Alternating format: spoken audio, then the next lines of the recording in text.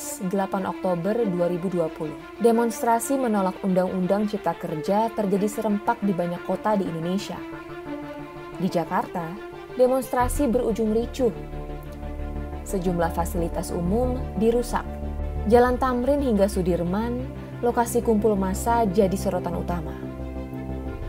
Beberapa halte Transjakarta dibakar, di antaranya halte Bundaran HI, Sarinah, dan Tosari.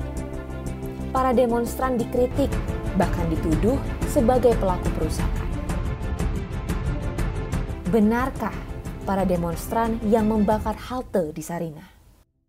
Laporan ini disusun dengan menganalisis visual dari berbagai sumber terbuka. Kami juga memakai rekaman CCTV dari lokasi kejadian yang bisa diakses publik. Selain itu, kami mengumpulkan ratusan foto dan video yang tersebar di Instagram, Twitter, YouTube, dan TikTok. Dari semua itu, kita jadi paham apa yang sebenarnya terjadi di Sarinah sore itu. Foto viral ini jepretan Ari Basuki, fotografer Merdeka.com. Dari foto inilah penelusuran dimulai. Orang inilah yang pertama menyulut api di halte Sarinah. Video TikTok ini diambil pukul 16.39. Kamu bisa lihat orang ini mengepal dan terlihat di CCTV. Video ini diambil semenit kemudian. Dua video ini menggambarkan pada menit 16.40 api belum terlihat di halte Sarinah. Jika kamu melihat asap ini bukan dari dalam halte, tapi dari sini. Lalu petaka itu datang. Orang ini, dan ini saling mengenal satu sama lain. Mereka bergerombol datang pukul 16.41 dari arah Jalan Sunda. Tak langsung beraksi, para pelaku melakukan observasi selama beberapa menit.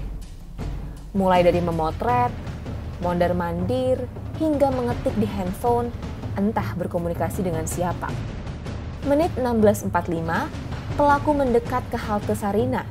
Ia sempat berkomunikasi dengan temannya dan menunjuk ke arah kobaran api di bagian selatan.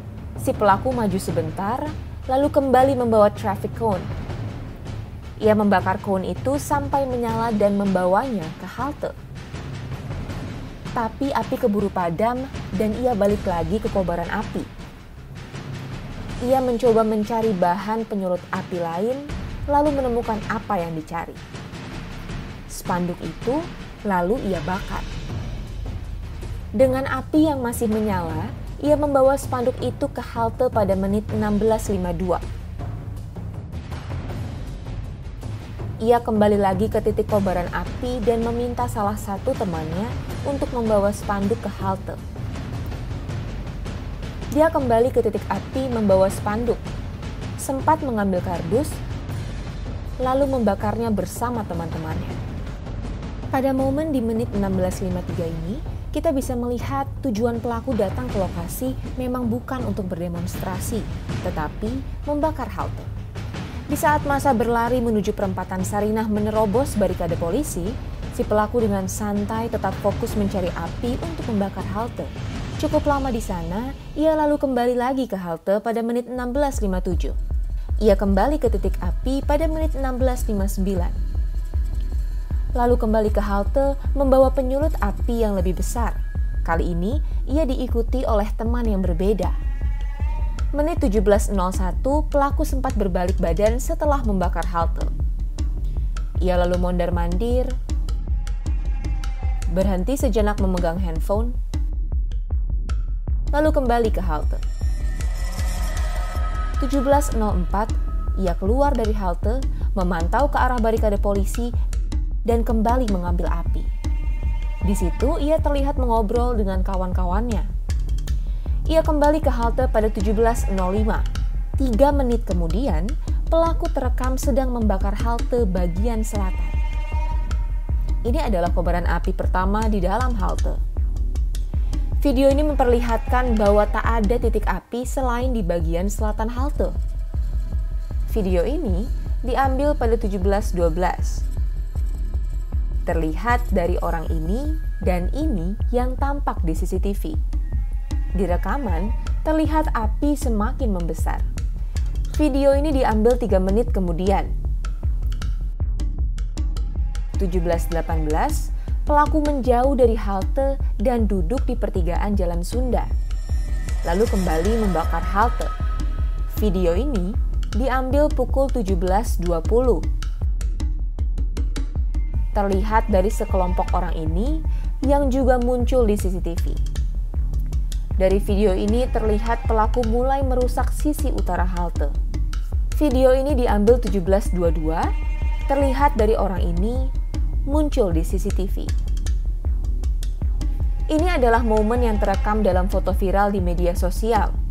Si pelaku membakar sisi utara halte dengan api dari sisi selatan. Usai melakukan itu, api mulai membesar di bagian utara. Dan pelaku duduk berkumpul dengan kawan-kawannya merayakan perbuatan yang telah mereka lakukan. Cerita ini tak berhenti hanya sampai di sini. Mari kita mundur 62 menit ke belakang. Semua berawal dari sini. Menit 16.25, terlihat 4 orang bergerombol datang dari arah Jalan Sunda. Saat tiba di pertigaan, 1 orang langsung memotret sekitar lokasi kejadian. Mereka diam di pertigaan cukup lama, lalu kemudian gerombolan lain pun datang. Dari CCTV terlihat jelas bahwa mereka saling sapa dan kenal satu sama lain. Mereka mulai menyebar dan 3 lainnya menuju dekat kobaran api. 4 orang ini bergeser mendekati halte. Menit 16.59, mereka sempat bertegur sapa dengan pelaku pembakaran.